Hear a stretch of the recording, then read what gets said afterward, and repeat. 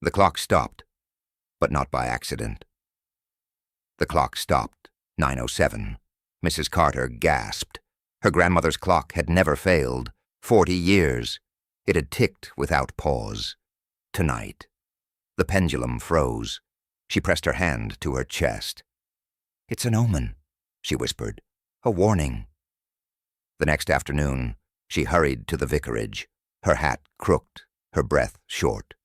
The tea-gathering was already seated. Miss Marple knitted. The needles clicked. Dolly Bantry watched her with interest. Inspector Slack held his cup stiffly. Dr. Haydock reached for another scone. Reverend Clement stirred sugar. Griselda poured more tea. Mrs. Carter burst in. She shook her gloves. "The clock!" she cried. "It stopped." Griselda steadied her into a chair. "Dear Mrs. Carter, sit, tell us." Carter's voice wavered. "My grandmother's clock. Last night. It stopped at exactly 9:07, dead still." Inspector Slack frowned. "Clocks break, nothing more." "No." Carter shook her head hard. "Not this clock. It has never broken, not once. It stopped for a reason." Dr. Haydock chuckled. "Springs wear out. Oil dries, that's all." "You don't understand." Carter's voice rose. "It's a sign. Something dreadful will happen. At 9:07, I feel it." Miss Marple did not look up. Her needles moved, steady a rhythm. Reverend Clement spoke gently. "We must be careful with superstitions, Mrs. Carter." Griselda leaned closer. "Why 9:07? Why not another time? That's what makes it certain." Carter's hands trembled. "Not 9 o'clock, not 9:05, but exactly 7 minutes past. Precision means fate." Dolly Bantry raised an eyebrow. "Rather picky of fate, don't you think? Why not on the hour?" "Because it's a warning." Carter leaned forward. "And tomorrow evening, Felix Hart is hosting supper at his house. At 9:07, something terrible will happen." The table went still. Inspector Slack muttered. "Mrs. Carter, clocks don't predict deaths." "Then explain it," she challenged him. "My clock stopped, and it points to tomorrow night." Dr. Haydock sighed. "I explain it as dust in the gears, nothing more." "But my bones tell me otherwise," Carter said. "They ache when storms come. They ache when death comes, too. My bones say, this clock speaks the truth." Dolly glanced at Miss Marple. "Do you believe this, Jane?" Miss Marple looked calm. Her needles clicked, but slower now. "I believe," she said softly, "that clocks never stop without reason." Inspector Slack shifted in his chair. "And what reason would you suggest?" Marple placed her knitting in her lap. Her pale eyes lifted. "Perhaps," she said, "the clock is already telling us the killer's plan. Felix Hart was not a man who invited lightly. Felix Hart was not a man who invited lightly. His doors opened only when he had reason. The library supper was one of those rare times. The invitations were delivered with care, each name chosen for a purpose. Geoffrey Hart was first to arrive. The nephew, the heir. He smiled easily. He shook hands, as if already master of the house. Miss Lorna Drew greeted the guests. Housekeeper, nurse, sharp voice, busy hands. Her eyes followed everything. Mabel Finch entered quietly. The secretary. She carried a folder under her arm. Though it was only supper, work never left her side. Abel Pott came too. The clockmender, small frame, oil stains on his hands, a man more at home with gears than people. Miss Marple stepped in behind Dolly Bantry. Her eyes moved slowly. She saw the chairs, the clock on the mantel, the guests, already circling each other. Inspector Slack was present, though half against his will. He nodded to Marple. Dr. Haydock followed, his voice already loud. The Reverend and Griselda took their seats. with polite smiles. Felix Hart stood near his desk. He watched them all with narrow eyes. He lifted a glass. "Discipline," he said. "Order. That is the key to success, whether in business or in life." Geoffrey laughed. "You never change, Uncle." Hart ignored the remark. He pointed at the books. Everyone catalogued, every chair set to measure, even supper tonight. Precisely planned. I accept no chaos. Lorna Drew confirmed with a nod. She carried a tray. She spoke curtly. "Mr. Hart insists everything run by schedule. That is why the house works." Mabel Finch opened her folder briefly. She checked a note, closed it again, silent, efficient. Abel Pott muttered at the sight of the mantel clock. "Fine piece. Should be serviced more often." Hart gave him a look. "You had your fee, Pott. Do not remind me again." Tension flickered. Marple saw it. Dolly, too. Silence filled the space, until Dr. Haydock broke it with laughter. "So, Felix, tell us why we're here. Rarely does a man of your habits entertain." Hart smiled thinly. "Why? To remind this village that order is possible, that success is not luck. It is discipline, that is all." Geoffrey rolled his eyes. Mrs. Carter leaned closer to Dolly. Her voice dropped to a whisper. 9:07 is coming." The mantel clock ticked, loud, precise, unstoppable. Miss Marple's needles paused. She did not look up, but her lips moved. "Clocks tell us more than time." The sound of ticking filled the room, measured, relentless. Hart coughed after a sip. Hart coughed after a sip. The sound was sharp, short. Then silence. Dr. Haydock looked up. "Careful there, Felix. Too strong for you." Hart waved him off. "Just the throat, nothing more." He set the glass down. He did not lift it again. Miss Marple's eyes shifted. The glass sat half full, untouched now. Her gaze narrowed at the rim. A faint ring clung there, not wine, something bitter. She leaned closer, without drawing notice. Dr. Haydock frowned. Strange, he always finishes his drink. Dolly whispered, "He never wastes wine." Marple spoke low. Perhaps he had reason tonight. Geoffrey laughed too loud. "Uncle always fusses. He says wine is wasted on villagers like us." His tone was forced, the smile too wide. He reached for another glass instead. Mabel Finch stayed quiet. Her hands rested on the folder in her lap. She did not look at Hart. She stared at the table, her lips pressed tight. Lorna Drew entered with a tray.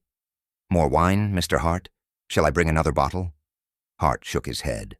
"One is enough. Bring tea instead." She hesitated, then turned quickly. The tray rattled faintly as she left. Inspector Slack shifted his chair.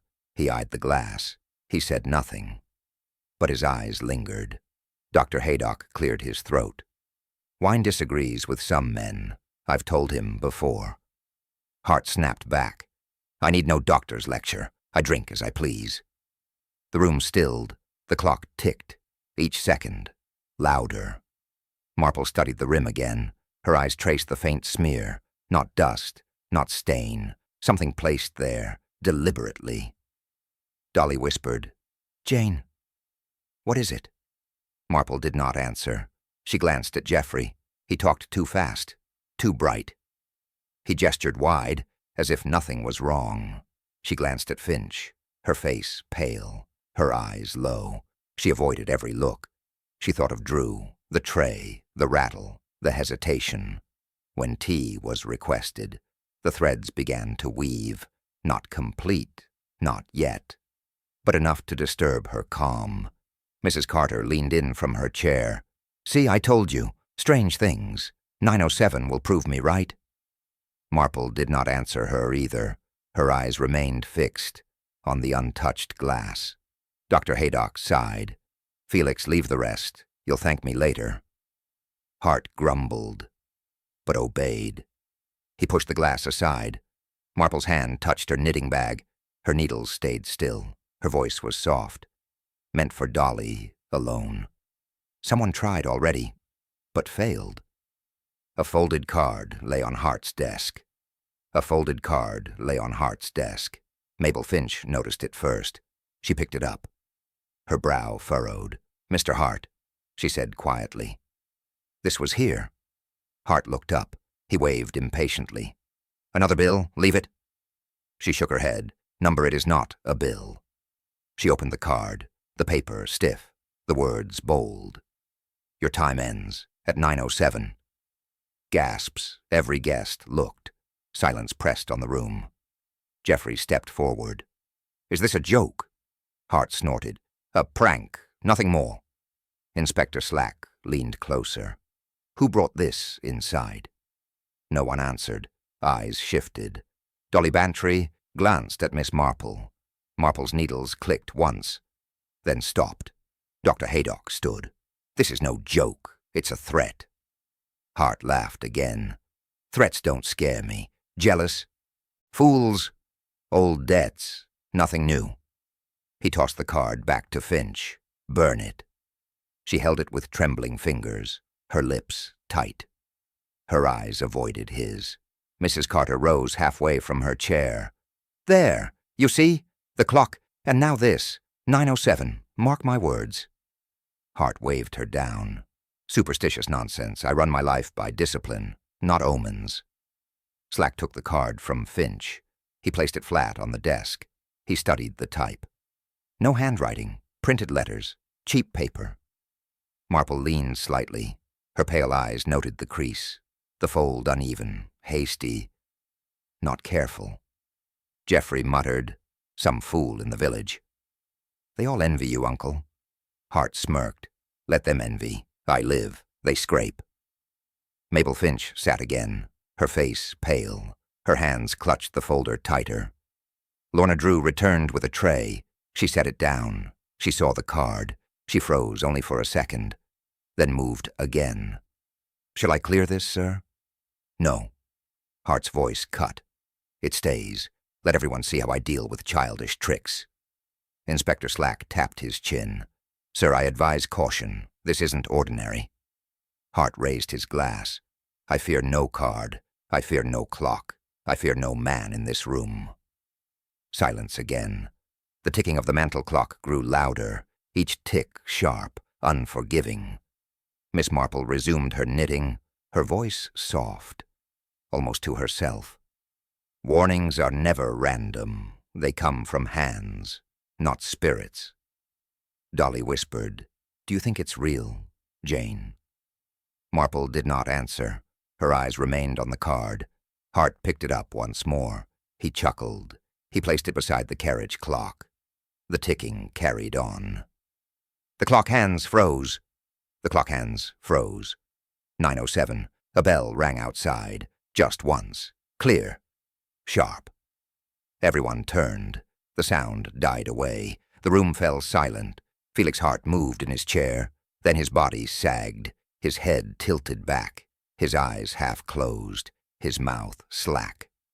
Dr. Haydock stood first. "Felix."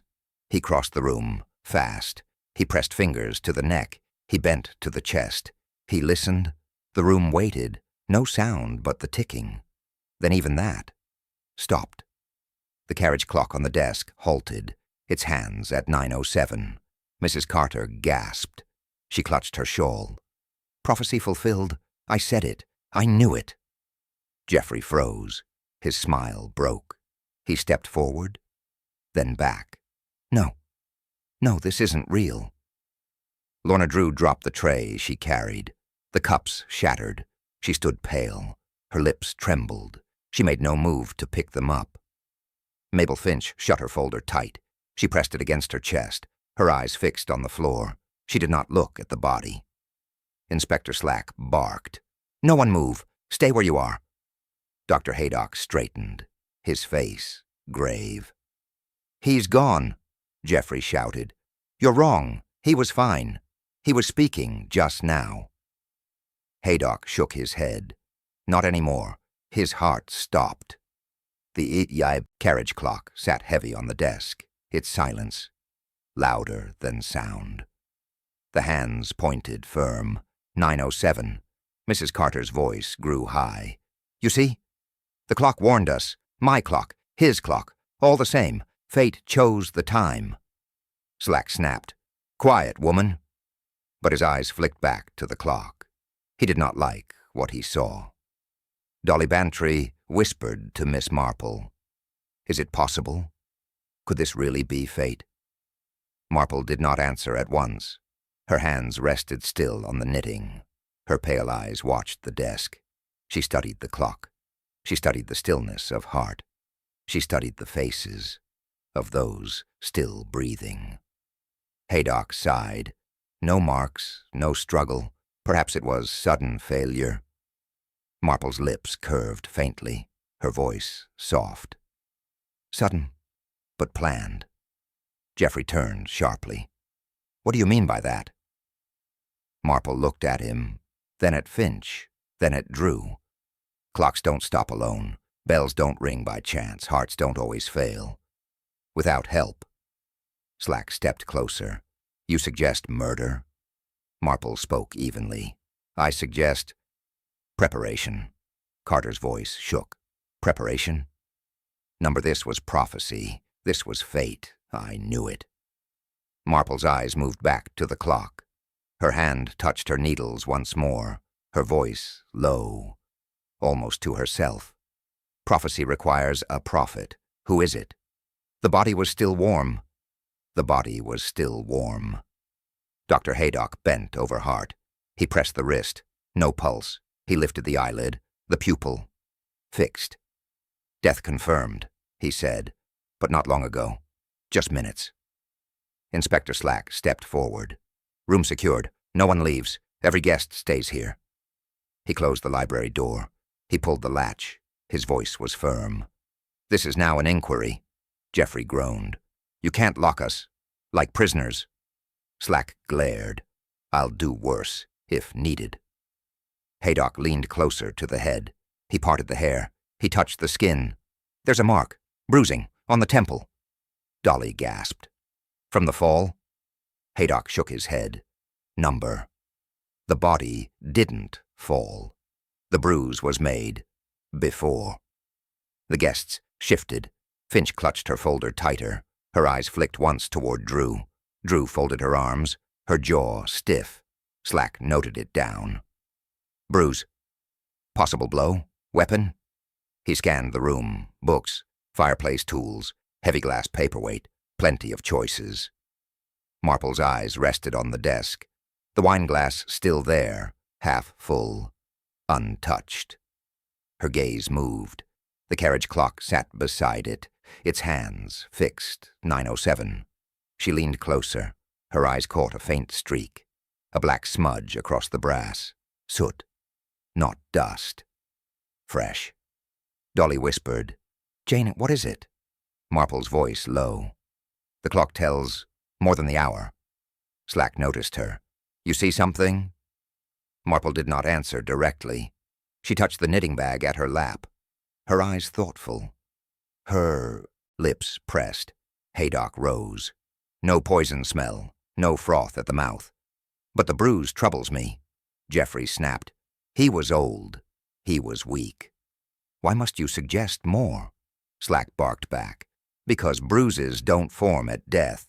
Someone struck him, that's why. Mrs. Carter's hands trembled. You mean it wasn't fate? But the clock. Marple looked at her. Fate doesn't leave soot or bruises. Finch spoke suddenly. Perhaps he fell against the desk. Slack growled. No sign of fall. The chair still firm. Nothing moved. Drew cut in. Then maybe he slipped before we entered. We wouldn't know. Marple's eyes moved from Finch to Drew, then back to the clock. Her gaze stayed there. The guests avoided her eyes. Silence spread again. The ticking. Gone. Only breath. And whispers. Haydock folded his arms. Natural or not, we'll know after full examination. Slack snapped his notebook shut. For now we treat it as murder, Marple whispered to Dolly. Someone staged this moment. A drawer half open reveals secrets. A drawer half open reveals secrets. Slack noticed it first. He pulled it wide. Inside lay folded linen napkins. Neat. Too neat. He lifted one.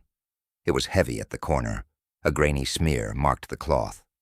Marple leaned closer, her eyes fixed on the edge. She rubbed it between her fingers. Not flour, not dust. Slack sniffed it. He coughed. Ash and oil. Marple nodded once. From a lamp. Or a clock. Fresh Slack set the napkin aside. He searched deeper. At the bottom lay a small alarm clock, the face scratched, the hands bent. He turned the key. The spring still wound, the alarm pointer fixed at 9:00. But the hands were set to 9:07. He held it up. What trick is this? Marple answered softly. A muffled alarm. It was meant to ring, but hidden in the napkins. The sound dulled, only a faint chime. Slack frowned. But why set the alarm to 9, and the hands to 7 past? Marple looked at the silent carriage clock. To create confusion, to give weight to prophecy, the time was rehearsed. Dolly leaned in. You mean, the whole thing was staged? Marple's eyes did not move from the drawer. Yes, the drawer tells us this was not fate. It was practice. Haydock crossed his arms. Practice. For what? Marple tapped the bent alarm hands. For death at 9:07. Fixed. Predetermined. Finch spoke suddenly. But anyone could have placed that here. Marple's gaze shifted to her. Anyone with time in the library. Anyone with keys. Drew stiffened. I keep the keys, always. Except tonight. They were on the hall table. Jeffrey snorted. Then it could have been anyone. Stop pointing fingers. Slack wrote quickly in his book. Alarm clock hidden. Napkins muffling sound. Ash on fabric. Someone prepared this in advance. Carter wrung her hands. No. You can't mean someone planned his death like theater. Marple's eyes softened for a moment. It is hard to believe, but murder is never prophecy. It is always preparation. Slack lifted another napkin, same ash grain, same smear. He dropped it back in disgust. Someone rehearsed the moment, he muttered, again and again, until it worked. That's why it looked like fate. The guests shifted uneasily. Finch still stared at the floor. Drew's jaw tightened. Jeffrey tapped his fingers. Too fast. Marple's eyes swept the room. Her needle stayed still in her lap. She spoke soft, almost a whisper. This was not prophecy. Slack finished for her, his voice grim. This wasn't prophecy. It was rehearsal. The boy confessed. The boy confessed. Peter Nash stood small before them, his cap twisted in his hands, his shoes muddy. Miss Marple spoke gently. Tell us, Peter. What happened at the church tonight? He shuffled his feet. He stared down. I rang the bell. Slack leaned closer. At 9:07? Peter nodded. One strike, that's all. Dolly Bantry gasped. You mean, you knew the exact time? Yes, ma'am. The boy's voice shook. He gave me a shilling, said I must do it exact. Not before, not after. Just once. At 9:07. Slack barked. Who gave you the shilling? Peter hesitated. A man, tall, coat buttoned up, scarf round his face, hat low. Marple's eyes narrowed. You didn't see his face? Peter shook his head. Not at all, miss. Just the scarf. And the hat. Dark clothes. Slack pressed. Voice? Anything? Low, Peter whispered. He spoke low, short words, no more than needed. Dr. Haydock folded his arms. Sounds like half the village, in winter. Slack growled. Quiet. Boy, what did you do with the coin? Peter pulled from his pocket a dull shilling. He placed it in Slack's hand. Marple looked at it closely. Ordinary. Worn. No mark. to tell whose pocket it came from. Carter leaned in. There! Even the bell obeyed the prophecy. Marple turned to her. Number not prophecy, instruction, paid instruction. Dolly whispered, "A shilling. For one strike, that's chilling." Slack snapped his notebook shut. So the bell was no accident. Someone staged the sound. Peter nodded. "Yes, sir. He said it would frighten folk. He said I'd get more coins. If I kept quiet." Marple tilted her head. "Did he wait after you rang?" "No, miss. He walked off quick, towards the lane." "Which lane?" Slack pressed.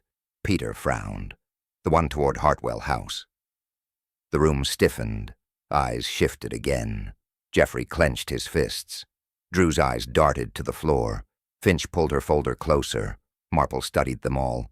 Her needles tapped together once. Her voice calm. "The scarf narrows it, but not enough."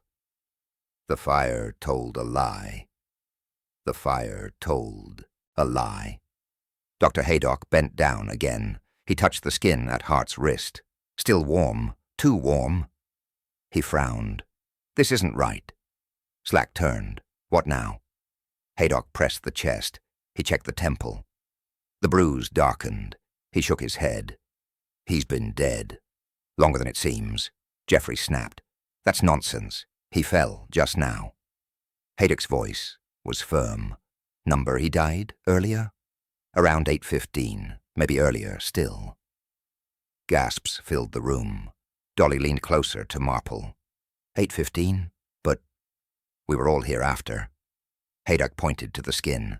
"Temperature doesn't lie. The warmth isn't from blood. It's from something else." Slack looked at the gas fire.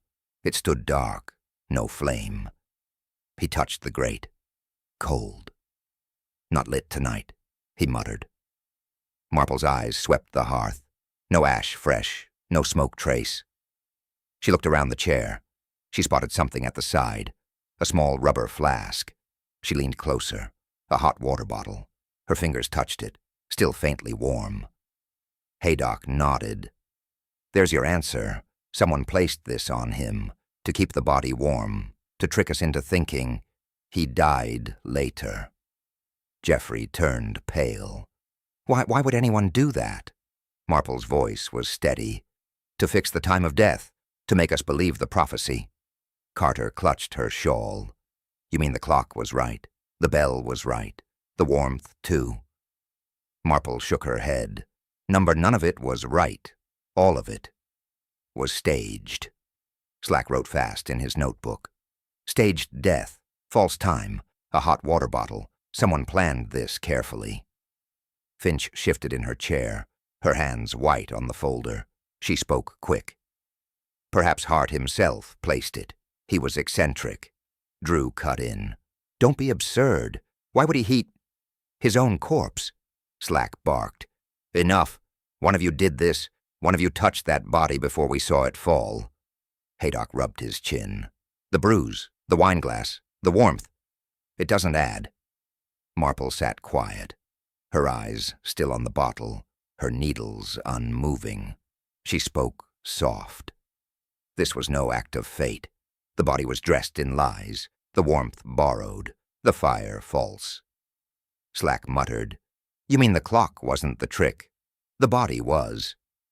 Marple's eyes lifted, her voice low, final. "The fire was false. The heat was planted. Paraffin instead of clock oil. Paraffin instead of clock oil." Abel Pott spat the words. He stood in his shop. Tools scattered across the bench, clocks in pieces, on the shelves. Miss Marple sat on a stool, her eyes calm, her hands folded over the knitting bag. Pott wiped his hands on a rag. "Do you know what that man did? Hart owed me, promised me coin, then mocked me. When I asked again," Marple nodded gently, "you felt cheated. Cheated, robbed." His voice rose. "He paid others, but for me, always delay." "Later, Pott," he said. "Later. Never later." He banged a spanner against the bench. The clocks trembled. Marple stayed quiet. He caught his breath. He wiped his brow. She said softly, "Tell me about the carriage clock." His jaw set. "I serviced it last month, cleaned the gears, gave it oil." Marple asked, "Clock oil?" He glared. "At first, but Drew came later. She brought paraffin, said Hart wanted it used. Strange request, but she pressed, paid for it herself." Marple's eyes narrowed. "Paraffin burns quicker, stains faster." Pott nodded. "And it gums the spring, makes it stick. That clock was bound to stop." Silence filled the workshop. Marple looked at the knots on a twine bundle nearby. "Your knots are tidy, right-handed." Pott frowned. "Of course, always have been. Why?" Marple smiled faintly. "Because I saw knots last night. Loose, awkward, left-handed." Pott blinked. "Not mine, then. I'd never tie like that." Marple rose, slowly. "Thank you, Mr. Pott. You've helped me more than you know." He grunted. "Find who killed Hart, miss. He was cruel. But no man deserves that end." She walked back toward Hartwell House, her mind steady, her eyes sharp. In the drawing room, Dolly sat waiting. "Did Pott tell you anything, Jane?" Marple nodded. "He told me. Who didn't do it?" Inspector Slack leaned in. "What does that mean?" Marple looked across the room. Her eyes rested on Lorna Drew. The housekeeper stood stiff, arms folded, her hands visible, knuckles strong. Marple's voice was soft, almost to herself. "Her hands betray her." Ash carried a secret. Ash carried a secret. Inspector Slack knelt by the fireplace. He poked the grate with tongs. A charred sliver of wood slid out. It crumbled at the edge. Dark. Oily. Slack sniffed it. "Paraffin," he muttered. "Not from fuel. This came from something else." Dr. Haydock leaned closer. "A bead still clings. That's not coal ash. That's tampered wood." Marple's eyes rested on the fragment, her voice soft. "From a clock. Paraffin instead of oil. The spring. Forced." Slack nodded. "So the prophecy wasn't prophecy. It was sabotage." He dropped the sliver back into the grate. He brushed off his hands. Someone burned the proof, but not well enough. Dolly whispered. "It means Hart was doomed before the supper even began." Marple did not answer. Her gaze drifted to the corner. The wastebin sat half full. She rose. She lifted the lid. Inside lay paper scraps, napkins, and cloth. She pulled out a cover, the edge still warm, rubber smell faint. Dolly frowned. "What is that?" Marple answered. "The cover of a hot water bottle. Used to keep the body warm, then discarded." Slack cursed. "First a clock trick, now false heat. They built a stage for his death." Marple held the cover between two fingers, her eyes thoughtful, her lips pressed thin. Across the room, Drew stood by the door, her eyes locked on Marple, not blinking, not turning away. Marple folded the cover back into the bin. She smoothed her dress. She sat again, her needles. Silent. Dolly whispered, "Why do you look at her like that?" Marple's gaze did not move. "Because she watches me too closely." Slack frowned. "You mean Drew?" "Yes," Marple said quietly. She stares at the bin, as if she placed it there herself. The room grew still. Finch lowered her head. Geoffrey tapped his shoe. Carter clutched her shawl again. Haydock sighed. "The signs pile up, but no confession will come easy." Slack snapped his notebook shut. "Then we push harder. The cracks will show."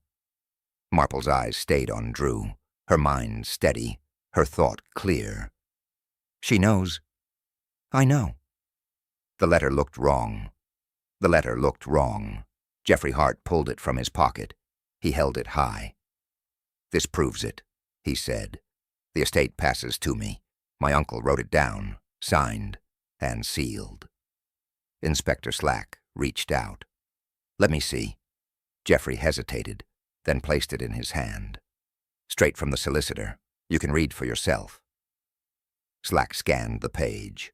Typewritten lines, formal tone, signature at the bottom. He grunted. Looks official. Marple leaned forward. May I? Slack handed it over. Marple adjusted her glasses. Her pale eyes traced each line. Slow. Careful. She stopped halfway. Her finger rested on one sentence. The line sagged. Letters dropped uneven. The ribbon mark, faint. At the edge. She said softly, "This line does not match the others." Geoffrey frowned. "What do you mean? It's from the solicitor." Marple shook her head. "The spacing is wrong. The pressure lighter. A different pass of the keys, not from the same sitting." Slack narrowed his eyes. "You suggest forgery?" "Yes," Marple replied. One line added later, "to fix the air, to sharpen motive." Dolly gasped. "You mean someone typed it here?" Marple nodded. "On a machine close at hand, likely in this house." Finch stiffened. Her lips pressed. Her eyes darted one in toward the hall. Geoffrey slammed his hand on the table. "This is absurd. Why would I forge my own inheritance? The solicitor sent it." Marple's voice remained calm. "Then why does the misaligned line grant everything to you? And why does it appear darker than the signature below?" Slack tapped the page. "She's right. This line is false. Someone wanted to make sure you, Geoffrey, gained everything." Carter shook her head. "It's cursed. The clock, the bell, now papers lie, all cursed." Haydock muttered, "Not cursed. Corrupted." Geoffrey turned red. "Are you accusing me? You think I killed him for this?" Slack snapped, "I think someone did." Marple lowered the page, her gaze calm, her voice quiet. "A forgery always points to intent, and intent points to murder." Geoffrey shouted again. "You can't prove it was me." Marple handed the letter back to Slack, her lips close to his ear. "This forgery ties the knot." Everyone pointed elsewhere. Everyone pointed elsewhere. Slack slammed the forged letter on the desk. "Explain this, Geoffrey. Your uncle dies, and you stand ready with a fake inheritance." Geoffrey's face flushed. He shook his head fast. "Number I didn't type it. I never touched that machine." Slack sneered. "Convenient." Geoffrey jabbed a finger at Mabel Finch. "She handles every document. She types every word. If there's a forgery, it's hers." Finch froze. Her breath quickened. Her fingers clutched the folder tight. I only type what I'm told. I never forge." Geoffrey pressed harder. "She worked late in this very house. She had the typewriter. She had the time." Finch's voice cracked. "Number I didn't. It was Miss Drew. She asked me once to leave the machine ready. She handled letters herself." All eyes turned. Drew stiffened, her chin high. "That's a lie. I keep the accounts. I clean. I don't forge papers." Slack barked. "One of you is lying." "Which?" Carter's voice cut in. Her hands trembled. "It's neither. It's Pott. He hates Hart. He said so. He touched the clocks. He had the tools." Pott scowled. His fists clenched. "I fix clocks. I don't kill men. Don't drag me into your quarrels." The room boiled with words. Geoffrey shouting, Finch shaking, Drew snarling back, Carter wailing, Pott muttering curses. Slack banged his fist. "Silence!" The noise stopped. Heavy breathing filled the air. Eyes darted. No one trusted the other. Dolly whispered to Marple, "They're tearing each other apart." Marple's eyes stayed steady, her hands calm on her bag. "They reveal themselves when pressed." Slack glared around the room. "Each of you had chance. Each of you had motive. This forgery proves planning." Geoffrey hissed, "And still you look only at me." Finch cried, "It isn't me." Drew snapped, "Nor me." Carter gasped. The prophecy was true. Pott spat, "I'll not take the blame." The voices rose again. Slack shouted them down. "Enough. One by one you'll answer me. and I'll break the liar from the rest." Marple's voice slid quietly through the noise, barely heard, almost to herself. "One of you. Tied every string." Marple tested the hands. Marple tested the hands. She set the carriage clock back to 8. The room watched. She looked at Slack. "Each of them will touch it. Each. In turn." Slack nodded. He folded his arms. "Do it." Geoffrey stepped first. He turned the key roughly. The hands jumped. The spring grated. Slack grunted. Clumsy but not precise. Marple nodded. Not his style. Next came Mabel Finch. She adjusted the dial with care. Her fingers small. She pressed too lightly. The hands slipped back. Slack wrote a note. No strength for it. Pott stepped up, his hands stained with oil. He wound the spring smooth, firm even. The hands held true. Marple tilted her head. Skilled, but knots prove his habit. Right-handed. Pott stepped back with a snort. Carter refused. She waved her hands. "I don't touch cursed clocks." Slack snapped. "Sit then." Marple's eyes turned to Drew. "Now you." Drew hesitated. Then she stepped forward, her jaw tight. She took the clock. Her left hand gripped the spring. Her right hand guided the knob. She tied a strip of cloth round the case. Quick, sure. A left-handed knot. Marple's eyes sharpened. "Left hand?" she said softly. "Always the left, always the same." Dolly whispered, "Jane and the knots in the napkins." Marple nodded. "And the paraffin request. Only she pressed for it. Only she knew the effect." Drew froze. Her eyes darkened. Her mouth tight. Slack stepped forward. "Is that so, Miss Drew?" She did not answer. Her hands gripped the clock too hard. Her knuckles white. Slack pulled it from her grip. He snapped open the cuffs. "You'll come with me." Drew hissed. "You fools! You think it ends here?" Marple spoke calm. "You rehearse death as if it were routine, but lies show in every knot, and soot clings to every trick." Drew's shoulders rose. Her voice cut low. "You think you've won, Miss Marple?" The clock ticked again. The clock ticked again. Slack set it back on the desk. The hands moved steady. No prophecy now, only time. Drew sat in the chair, her wrists cuffed, her face pale, her eyes sharp still. Slack said, "Speak." She gave a bitter laugh. "Why hide it now? Yes, I planned it.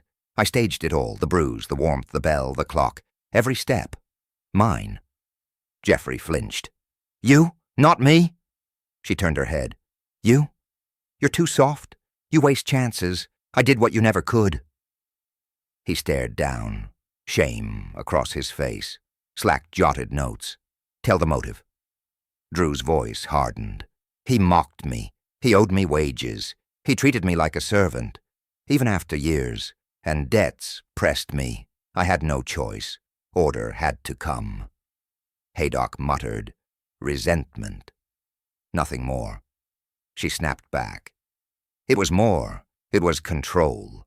He thought himself master of clocks, of people, of everything. I showed him he was not. Slack closed his book. "That's enough. The court will hear the rest." Geoffrey whispered, "So it wasn't me." Marple looked at him. "You escaped the rope, but your eagerness for inheritance stains you still. You forged nothing? Then why did you smile? When death came?" Geoffrey turned red. He had no answer. Carter raised her hands. "My clock was true. It stopped. It warned me." Marple shook her head gently. "Number your clock" was forced. It was wound with paraffin oil. Its stop was not a message. It was a tool. Carter trembled. "But the words on the card, printed by human hands," Marple said, "not by fate." Silence settled. The truth clear now. The prophecy gone. Only a crime remained. Dolly whispered to Marple, "Not fate. Only greed." Marple's eyes softened, her voice calm. "Greed, yes, and resentment. Always those two. Slack pulled Drew to her feet. She resisted once, then stopped, her head low. The clock on the mantel ticked steady. The carriage clock, silent beside it. Marple touched her needles again, her words final. Fate never stopped a clock, only human hands do. And they always leave a trace.